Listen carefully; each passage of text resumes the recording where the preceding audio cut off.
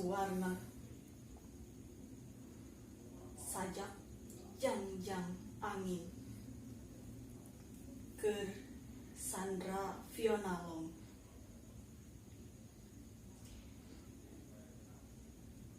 Bral balayar niruk halimun teh hiji munara suar.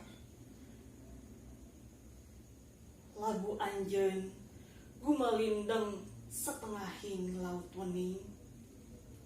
Ngangkleng paninengan. Terus nengah ngarambah umpalan bulan nu ngalentab unduk ombak, ngagedurkeun kalimah jeung ungkarana dina kalbu nu ngabatu.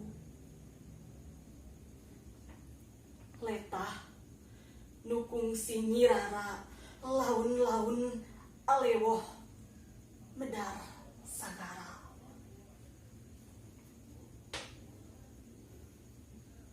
Kadieu parat kaslat kuburan seuneu ngempur deui rakata nu hudang tina jugangna. Lir jegir munara suar di hiji nagri di hari.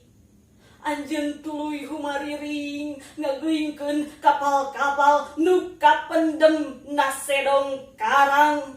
Tinggulubur jalengkar katungtung jagat nu mariang nilang ludeng jeung keungna.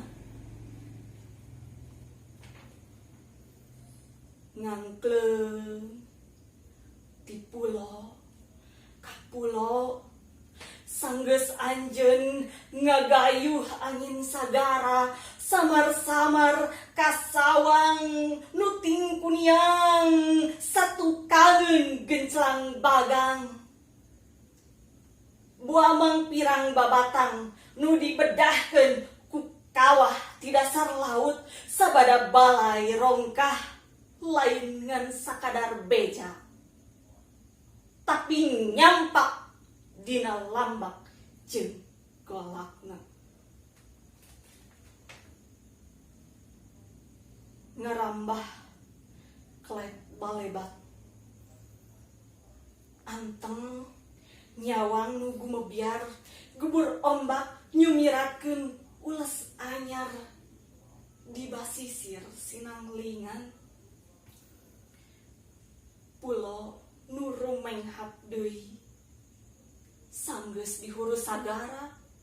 Dalingding napas leuweungna ngalilirkeun panon poe sabada saulas imut jeung kolebat rambut anjeun rencepan ngahibaran saamparan palabuan.